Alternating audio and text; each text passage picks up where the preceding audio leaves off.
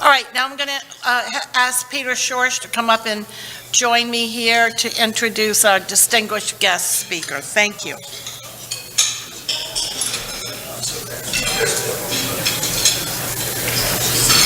Suncoast Tiger Bay Club Luncheon, live from the St. Pete Yacht Club in St. Petersburg, Florida.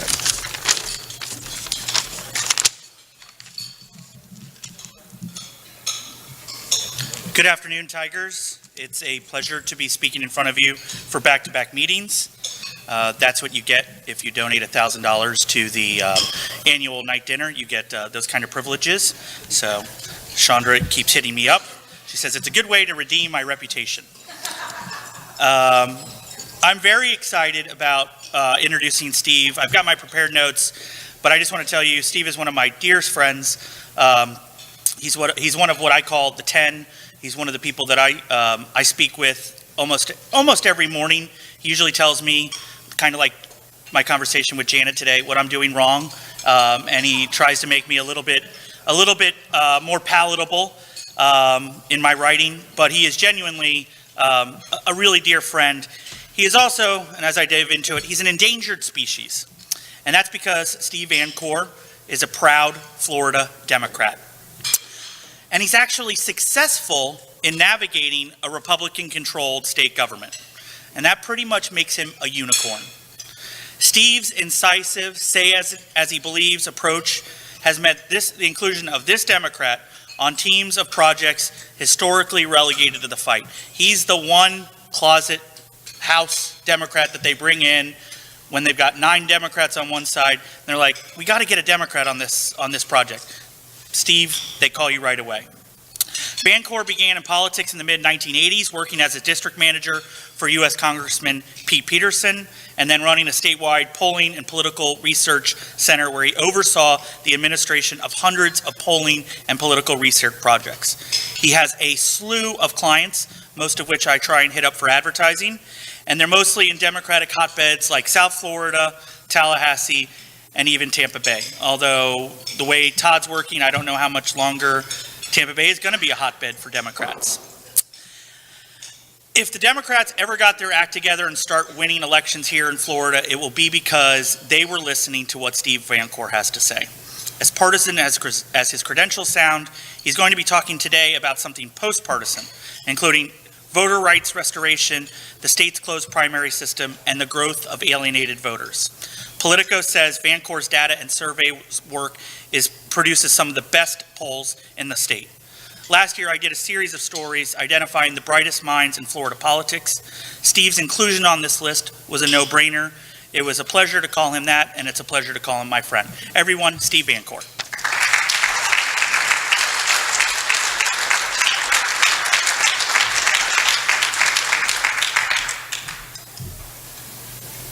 As Mr. Schorsch noted, I'm from Tallahassee, and for those of you who are not familiar with Tallahassee, it's a government town. It's a company, we call it a company town, and the company is government. And I have to tell you, it doesn't annoy me a little, it annoys me a lot that every day I get breaking news about what's happening in my town with my company from a guy who lives in Pinellas County. But to make matters worse, the guy who lives in Pinellas County who gets most of the breaking news, most of the stories about government and politics, shows up to work every day in his underwear.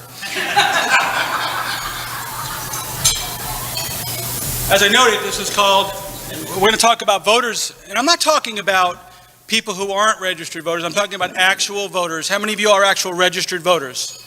We'll talk about how you're being denied the opportunity to participate in local elections. Before I get into that, I got to give you a little bit of backdrop because about 3 years ago, I was asked to partner on a project with a woman named Sally Bradshaw. I don't know if you know who she is.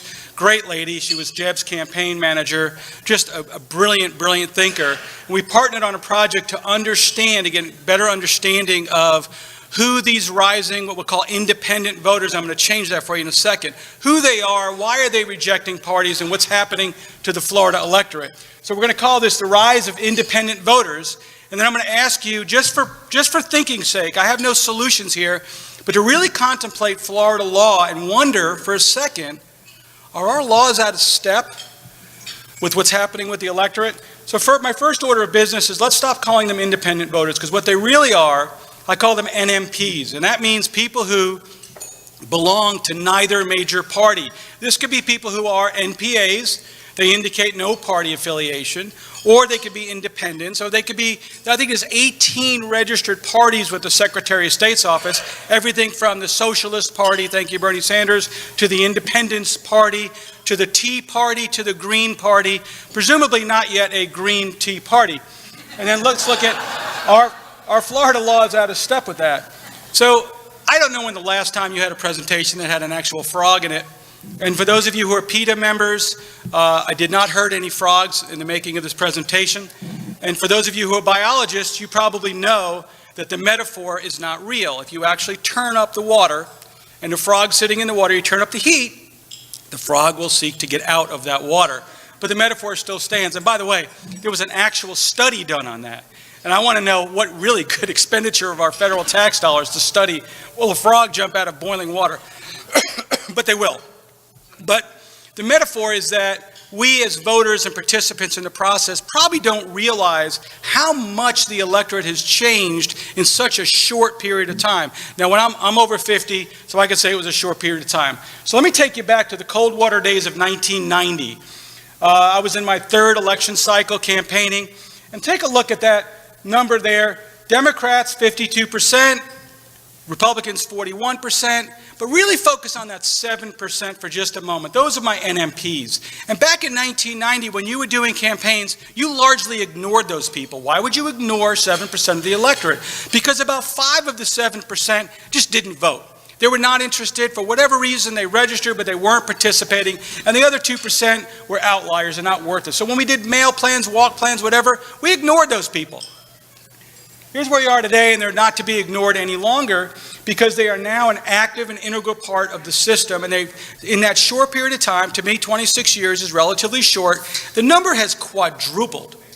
The number has quadrupled, but it's even more precise. And I want to show you some other data that's really cool about this. First piece of data is since 2002, this is what new voters look like. People who come in and vote. Now, I'm not just talking about people who walk in. Do I need to get back behind the mic? Get back in your place. Okay.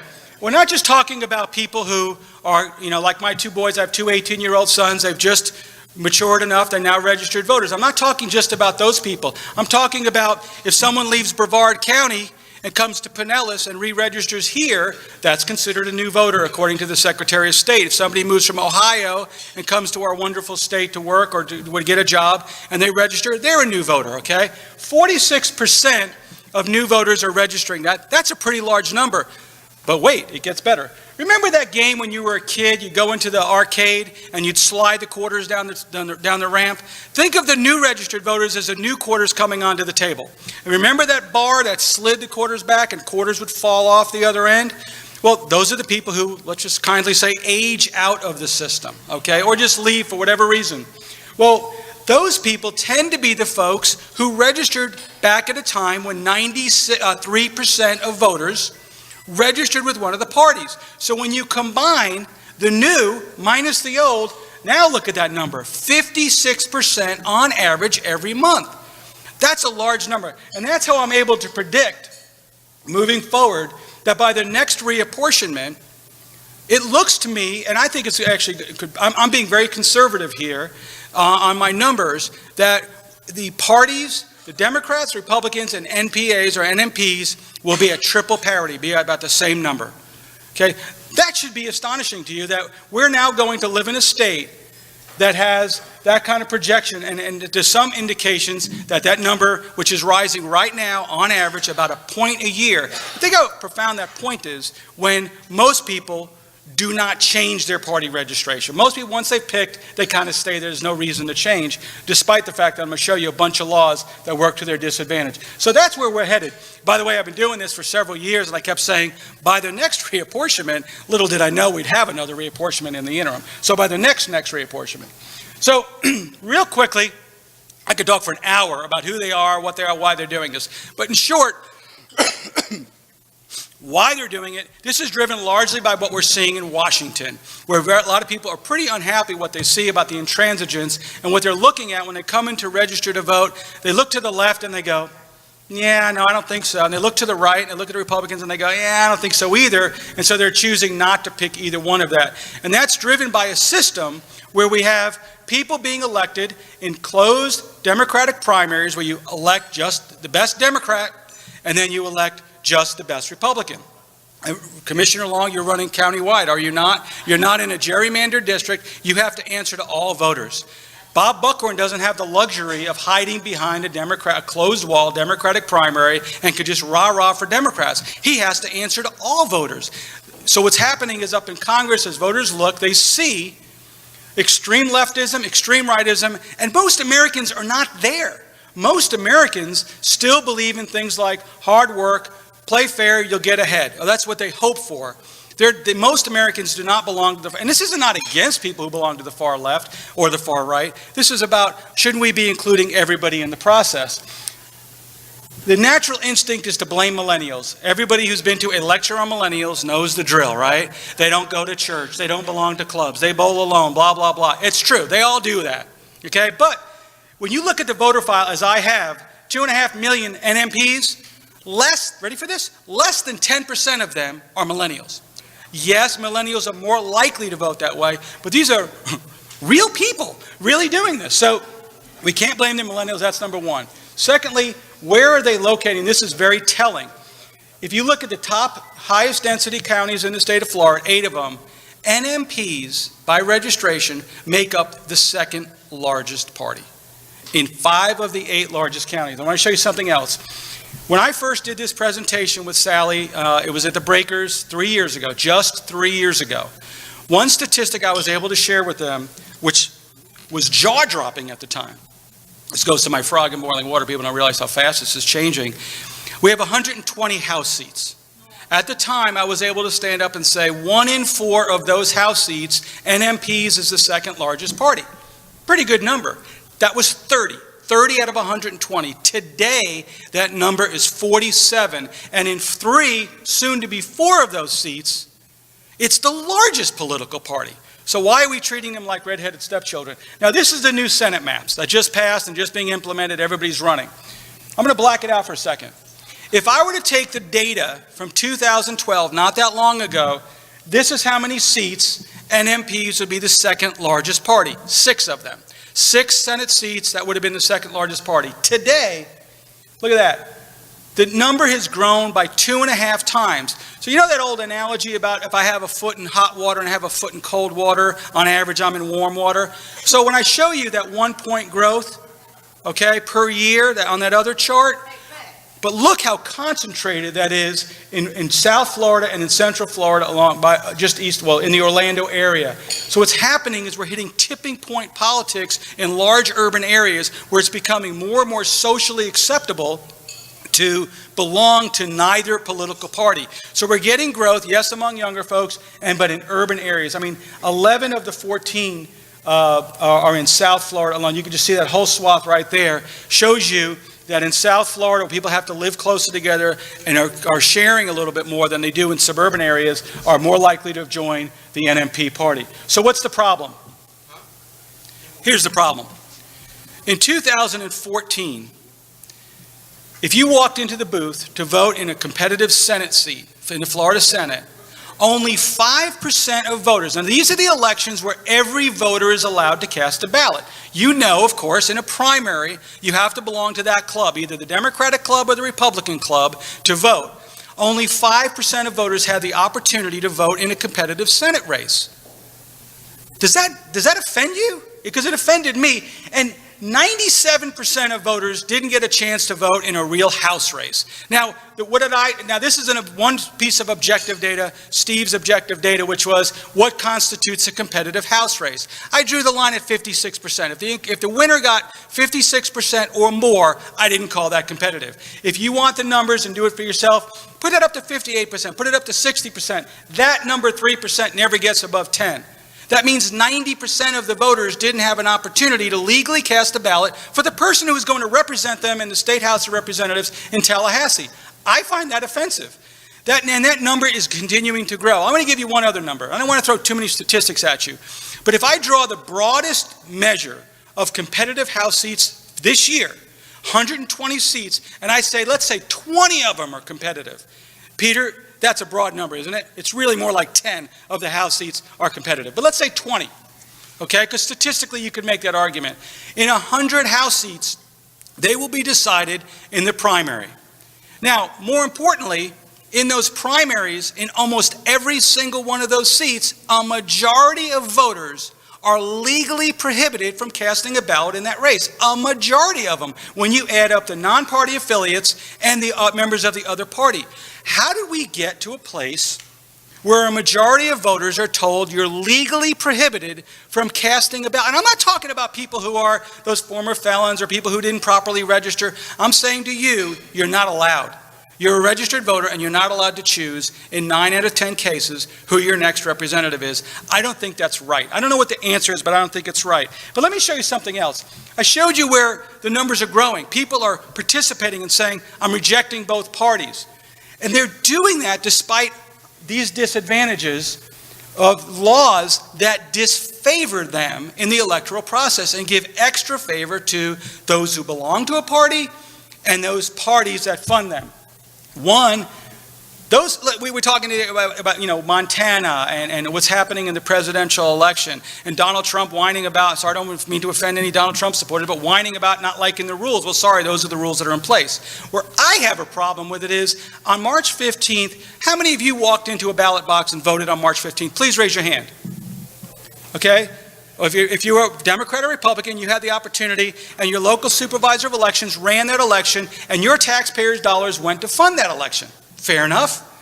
But when I hear people on both sides of the equation, delegates with the Republican Party and people on the committees on the Democratic Party say, you weren't actually voting.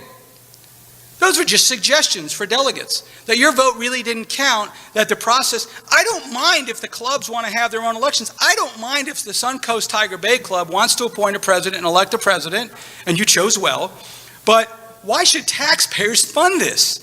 And that's kind of part of it. Taxpayers fund these closed partisan primaries, which I'm not opposed to, and I'm not opposed to parties. I think parties are a wonderful thing. It's a great way for people to associate, to express their opinion, but why are your tax dollars and my tax dollars going to fund these elections that exclude a majority of voters? We talked about most of them are excluded. Party indicia appears on most ballots, something you probably never thought of. The party label appears on most ballots. Well, why not other things? Why not your age? Why not your gender? Why not your religious affiliation? Why not, I wasn't born in Pinellas County, but I'm running in Pinellas County. What about, I don't live in the district? What about, I served in our military? Why couldn't we put stuff like there on the ballot as well? How about a little 30, and other countries do this, a little 30-word position paper of what things you believe in? Why not other things? Why do we give advantage to parties over non-parties? And none of these by themselves, by the way, I think should offend you as an item. But what should offend you is in the aggregate. And watch, it keeps going on. Taxpayers fund partisan policy offices in the legislature. So there is a Democratic office and a Republican office, talk about redundant, in the Florida House of Representatives and the Florida Senate. Taxpayer dollars are funding those things. Parties can funnel unlimited resources to candidates similar to soft monies. That's become less offensive as soft money campaigns have gone out there, but the restrictions, frankly, are laughable. Parties, the only place, if I give, Janet, I'm sorry to pick on you, but if I give you $1,000 for your campaign, you're not allowed under anywhere in Florida law to take that money and to move it to what's called a soft committee, meaning where they could spend unlimited, dark money, soft money, hidden money. You're not allowed to do that. I give you the dollars, you report it, everybody knows I gave you $1,000. You're not allowed to convert that to soft money. Oh, wait, there's one exception. You guessed it. You can transfer to the party and they can spend it where they want. Parties can legally fund lifestyle accounts. There was a story, I think it was in Florida Politics, they broke another good one, about one staffer who has an $800,000 visa bill because they're funding lifestyle accounts for all lawmakers. Again, supplemented by taxpayer dollars. Parties can openly campaign in nonpartisan elections. They can do things the candidates themselves can't even do. Taxpayers, you supplement the party. The parties, those soft accounts I was talking about, are not treated like not-for-profits. Oh, there's one soft account that can be treated like a not-for-profit, like a charity. and that would be the political parties. And they get lower postage rates than candidates. They get lower postage rates than the soft funds. They get lower broadcast rates. And guess how we make up the difference? Your tax dollars and my advertising dollars makes up that difference. And the list goes on and on. Somebody brought up to me the other day, when you file for office, you have to pay a fee or get signatures. When you pay that fee, that's presumably to help offset the cost of the elections. Oh, there's an exception. Some of that money goes where? To the political parties. What's that? It's behind you. Okay, sorry about that. And I don't have an answer. There's a lot of good suggestions out there. There's a lot of things that people are coming up with to change this. What I'm hoping to do today is to stimulate your thinking and think, with the growth of people and MPs, with the growth of people who are saying, I choose not to associate with the parties, why are we still having laws that so dramatically favor the parties? And again, I'm not anti-party. I just think we shouldn't be providing them with extra favors in the process, and we should contemplate other things. Other states have done it, and there's some criticisms to what they've done, and I welcome those criticisms. And just think about it. Think about a system or a process where we say, if you've registered to vote and you show up on election day, you should be allowed to cast a ballot for the next person who's going to represent you. Is that a radical concept? I don't know. Did I meet the timer? You did. Yes.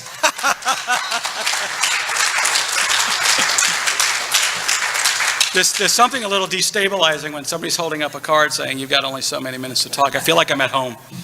You never even 1 minute warning. So I got every minute. There you go.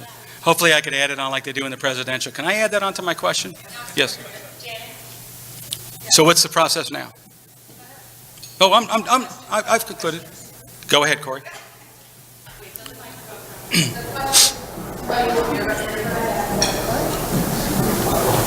Hi, I'm Courtney Adler. So if I lose my mind and I decide to run for public office as an independent, this is a nightmare, would independents be able to vote for me if I'm running as an independent? Very, very good question. Well, if you run as an independent, yes, and pretty much in any circumstance, every voter gets a chance to vote for you. And what I love about that question is the fact that people have to be forced to associate or disassociate for voters to be able to vote for you. So if you ran as an independent, that's your one chance to let all voters vote for you.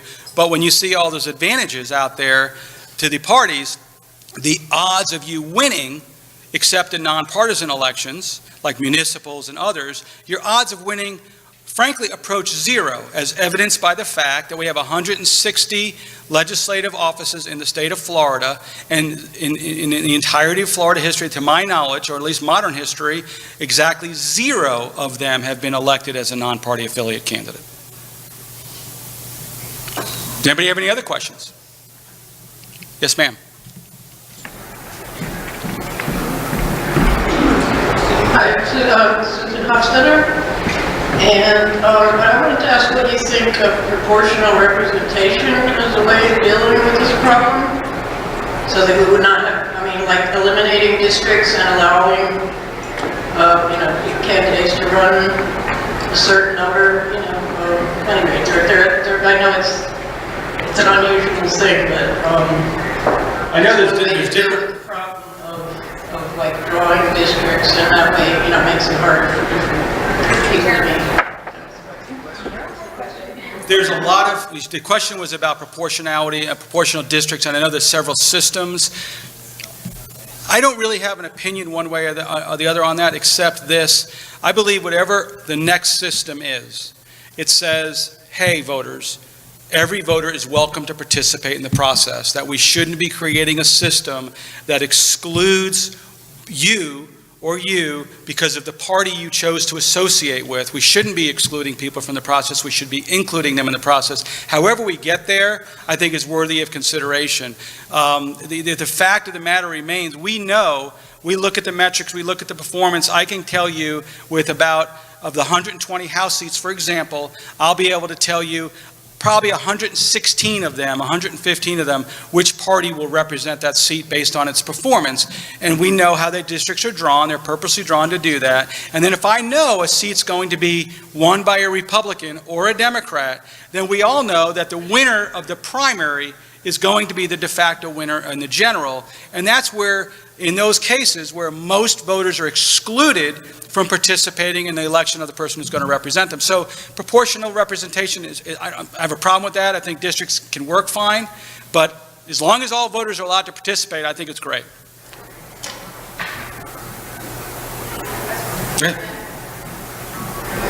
Hi, David Ellison. I know you're not taking a position on the solution, but in your studies, can you tell us the pluses and minuses from other states' experience in an open primary where people don't have to be nominated primary to vote for that particular? Thank you. That's like the best softball question ever asked. Thank you. Thank you.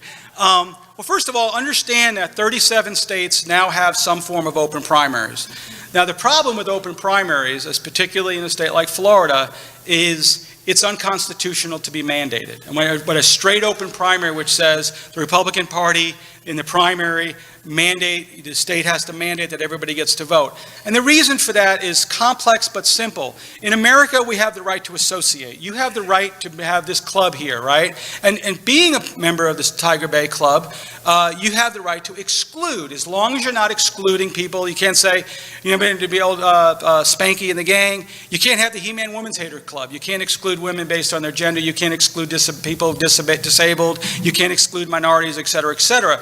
But you're allowed to say, this is our club, and we have rules for participation. So you might say, you have to be a resident in Pinellas County to exclude. So the right to associate, as a legal matter, includes the right to exclude. Does that make sense? So you have to do it by Constitution, and you can't just say, open the primaries. For example, Arizona has open primaries at the legislative branch because the governor sat down with them and said, with both parties, and said, you're going to do this, and the parties have to allow people in. So that's the one disadvantage. No matter what you do, it's always going to be temporary as long as you do it. Now, one system that's in place in Louisiana and California, California is a great example. I know we don't want a Californication of Florida, but California is a great example because recall when they threw out Gray Davis? They couldn't keep the lights on in California. They literally could not keep the lights on. Arnold Schwarzenegger got frustrated, worked with the Republicans. By the way, the party of power has not changed in California, but what has changed is that those voters have to answer to everybody because what they did is what's called a jungle primary, where everybody appears on the ballot and all voters come in and they vote for their candidates. If nobody gets 50, the top two go to the general. So all voters get a chance to vote on everybody. And guess what's happened, by the way? Voter turnout's gone up. And I finished, and they just passed a major water bill with Democrats and Republicans standing by each other saying, yes, let's do this. They went from not being able to keep the lights on to passing the most comprehensive water bill in the state's history. Big question, big answer, 30 seconds. Yes, Janet? Good afternoon, and thank you for being here, Steve. I'm Janet Long, and my question is, it might be out of your wheelhouse a bit, but maybe you could explain to us the importance of the delegates and the superdelegates at the conventions and how that skews or could potentially skew the voters who voted. Yeah, it is a little out of my wheelhouse, but let me circle back to be that guy who stays on message. I think it's perfectly emblematic of what's wrong.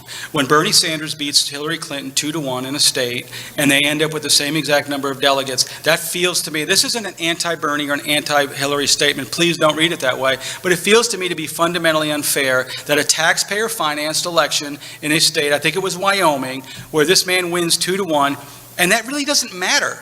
And that's where I think that problem is wrong. And everybody has their own rules. You have 50 states with 50 separate sets of rules, times 2, 100 opportunities for different things to happen. And again, I'm okay with each party having these rules, as Byzantine as they are, but when I walk into the ballot and think I voted for somebody and then told later on you really didn't, it's all kabuki theater, again, why are taxpayers funding this crazy process? And then Peter and I were talking at lunch about the polling, the national polling, and I can't stress enough, that doesn't matter.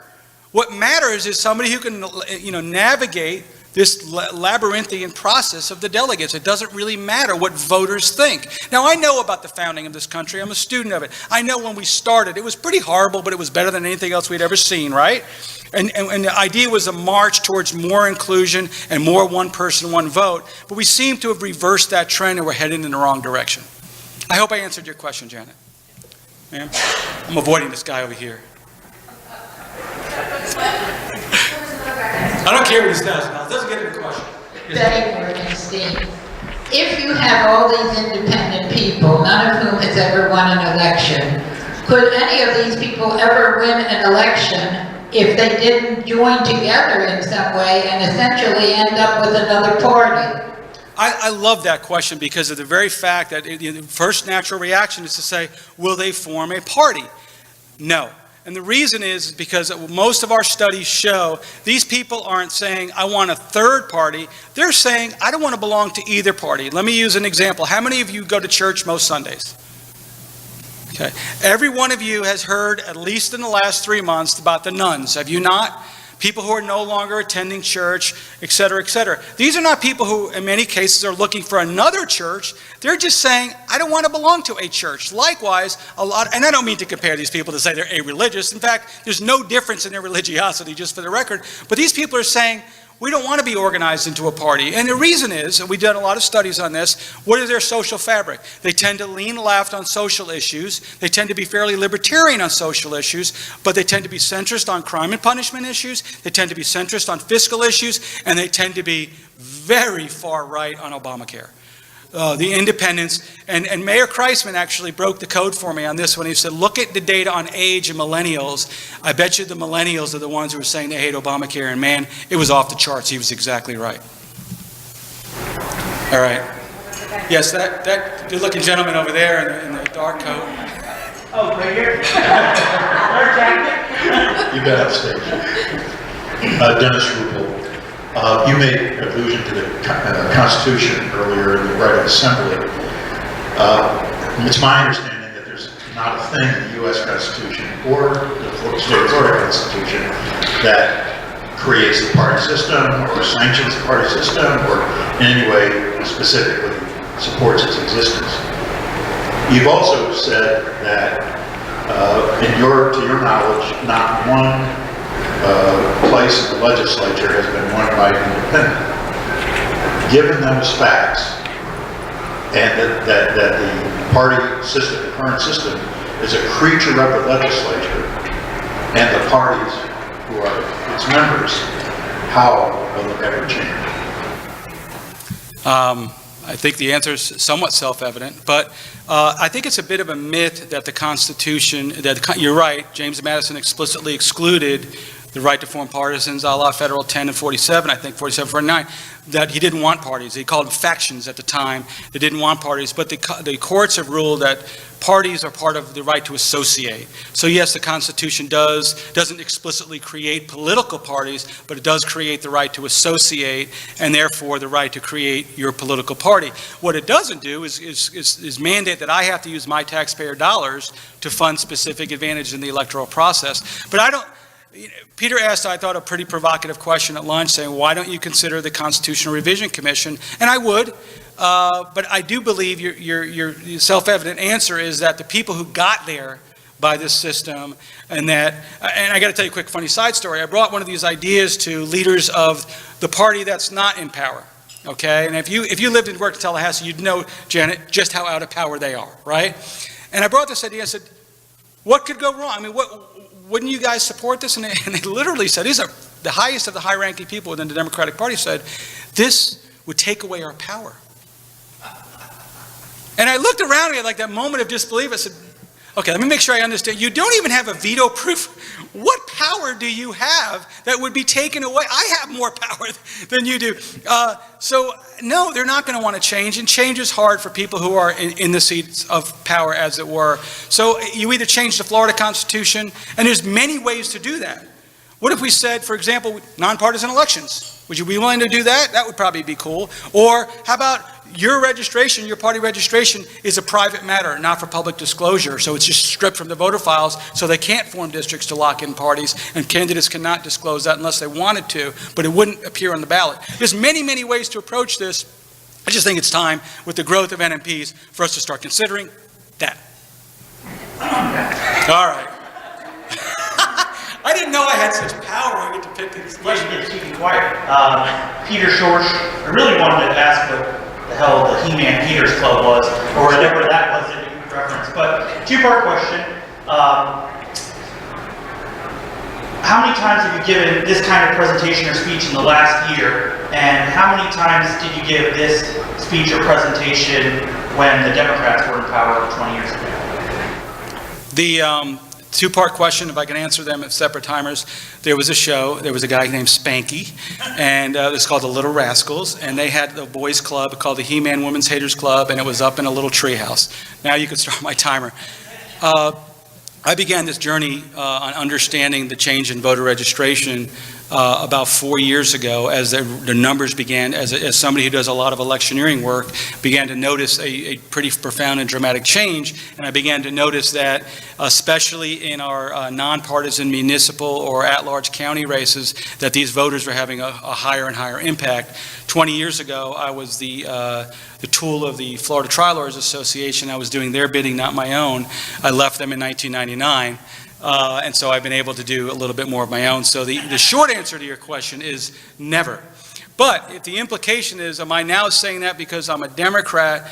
Peter, you know me well enough. I'm an independent person first and probably a Democrat second. And I probably am on the way to, I don't want to reject my friends in the Democratic Party. I still believe in the fundamental goodness of what the party platform stands for. So at some level, I hope I have more credibility as somebody who's registered as a Democrat feeling this way, because I still think the party that I belong to shouldn't have special advantages, and we shouldn't be excluding voters from the process. And think about this for a second. The party that embraces these kind of concepts first, I think, controls the future. The party that says to the independents, come in this tent. Come here and let us talk to you. The party that says, you can't come into our tent, we're going to just do this, isolates itself further from the voters. And this is, you see those tipping point politics. That's going to change, and it's going to get more and more dramatic as fewer and fewer people belong to the parties, and those parties become purer and purer, and more voters start saying, I don't want to belong to I'm not saying they're at cult status, but at some point, they're going to become so small, more and more voters are going to say, I don't want anything to do with either one of them. Did I answer that okay? All right, thank you. Tool of the trial lawyers, how about that? That's on the tweet.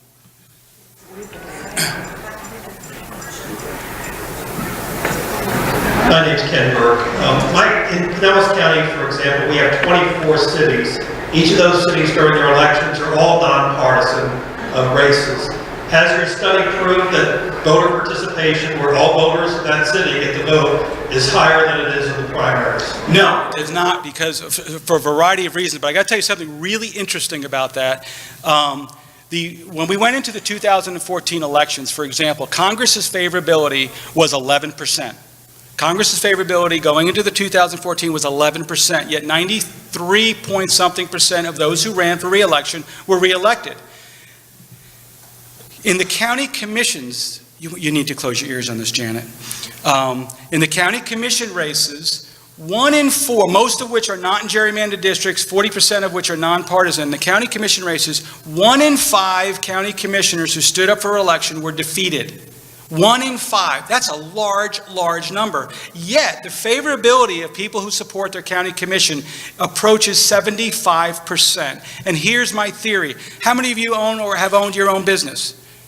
Imagine if for a second you were told you're not allowed to fire your employees. How much would you love your own business? I own 2 businesses. I can fire and hire the people. I don't get the chance to do that very often, but I love my people and I love my business. Likewise, citizens who have an opportunity to vote in or out people like it better. There's no real data showing higher participation one way or the other. I think there's other variables that go to that because of those low-profile elections, and they're staggered in weird places. Some municipals are on the general and November ballot, like Hollywood. It's a winner-take-all, one shot in the general election. So how do I determine if they were coming out for the city election or not? I really don't know how to do that. But voter satisfaction seems to be much, much higher with their local electeds. And I attribute it, at least in part, to the idea that they all get a chance to hire them and they all get a chance to fire them. One last question. Let me say, I think I had extra time. Can I use my, I sound like, but you know what's interesting about that is voter turnout, most studies will show you, are not necessarily tied to things. You want to see high voter turnout places. When Haiti has the occasional election, people are starving to death. Generally, that's where turnout gets higher, when people are angry and upset. But whether or not people choose to show up, that's up to them. I just want a system that allows them to show up and allows them to have a voice in who they represent.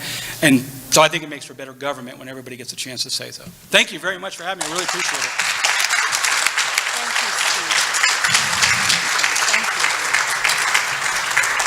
Well, thank you very much. And not to refute Steve and all of his data, but Steve, Pinellas County just finished a citizen survey. 91% of the citizens in this county trust and have confidence in their county commission. Just thought I'd let you know. Thank you. All right, now our Tiger Bay Raiders are going to rate our questions. What? And for the winner. And Steve, if you'd please come back up so we can present you with the Tiger Bay gift for being here. It's here somewhere. Oh, it's right here. The mug is right. It's down there. Oh, it's the mug and not the tiger. You give him the mug and the tiger to the people. Okay. Oh, my goodness. Clerk Burke, would you please come over here as the best question of today? Congratulations. You're welcome. That's fabulous. All right. Thank you. Okay, now Okay, wait.